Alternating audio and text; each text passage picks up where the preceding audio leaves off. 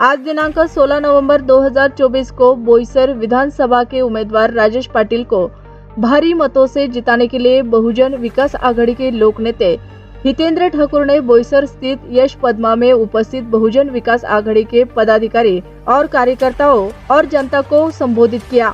इस मौके पर शिवशक्ति सामाजिक संगठन के पालघर जिला अध्यक्ष व कामगार नेता संजय पाटिल ने बहुजन विकास आघाड़ी को अपना समर्थन दिया।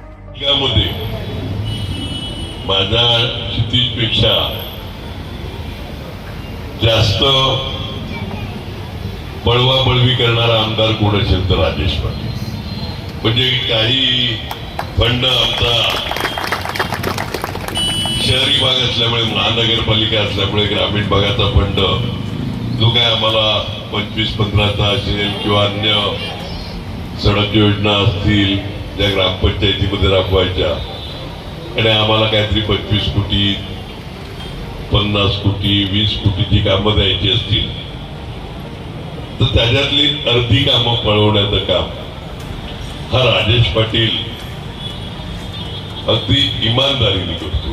का दादा, तुमच्याकडे ग्रामपंचायत मिळत नाही तर हा फंड मी बोईसर मतदारसंघात वापरतो। आमदार फंड मला वाटते त्यांनी 5 वर्षात सगळ्याचा सगळा बोईसर मतदारसंघाच्या पालघर तालुक्यात म्हणजे वसई तालुक्यामध्ये जो अर्धा मतदारसंघ आहे तिकडे आमदार फंडातला कधी पैसे दिले नाही। महानगरपालिकेतून जो काय त्यांच्या मतदारसंघाचा भाग येतो त्याच्यामध्ये जास्तीत जास्त कामं कशी होतील या दृष्टीने आम्ही पण मदत करत असतो।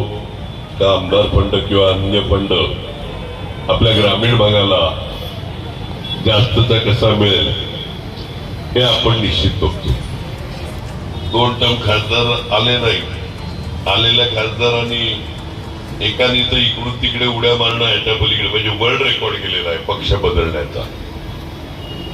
बदलण्याचा वर्ल्ड रेकॉर्ड कोणी केला असेल तर पालघर मध्ये असलेल्या या महोदयाने। काँग्रेस पासून सुरुवात झाली ती शिवसेना अ व क मध्ये जाऊन थांबली। काय काम केलं याचा लेखाजोखा काही नाही। कधीतरी एक पार्सल आपल्याला पाठवायला लागणार आहे, न काम करणारी मंडळी आपल्याला घरी बसवायला लागतील। इकडे दुसरं पार्सल आलंय, त्यांनी पण रेकॉर्ड केलंय। आपल्याकडे पण आलेले, लोकसभेला पण तिकीट बघायला आलेले, विधानसभेला पण बघायला आलेले, त्यांनी पण सगळे पक्ष प्रयत्न करून शेवटी एका शिवसेनेकडे थांबले। आणि या उलट राजेश पाटील सुरुवातीपासून आपल्या बरोबर। राजेश पाटील बद्दल आपण काहीच म्हणजे त्याची एक पण असं गोष्ट सांगू शकत नाही की त्या व्यक्तीबद्दल काही चुकीचं आहे किंवा त्या व्यक्तीने आपल्या आमदारकीला न्याय दिलेला नाही, अशी कुठलीही गोष्ट नाहीये। एवढा सक्षम आणि कर्तृत्ववान आमदार आपल्याला बोईसरला मिळालेला आहे। खरं म्हणजे बोईसरचा पट्टा आपण बघितला तर वसईपासून बोईसरपर्यंत ज्या पट्ट्यामध्ये त्या व्यक्तीने आज जो जनसंपर्क ठेवलेला आहे आणि जी कामं केलेली आहेत ही अतिशय वाखाणण्याजोगी आहेत। मला वाटतं एवढी कामं ह्या परिसरामध्ये आतापर्यंत कोणी केली नव्हती। जी आप्पांनी निवड केली त्यांची, तर त्यांचं पूर्वीचं काम पण अतिशय चांगलं होतं, कारण ते सभापती होते पंचायत समितीचे।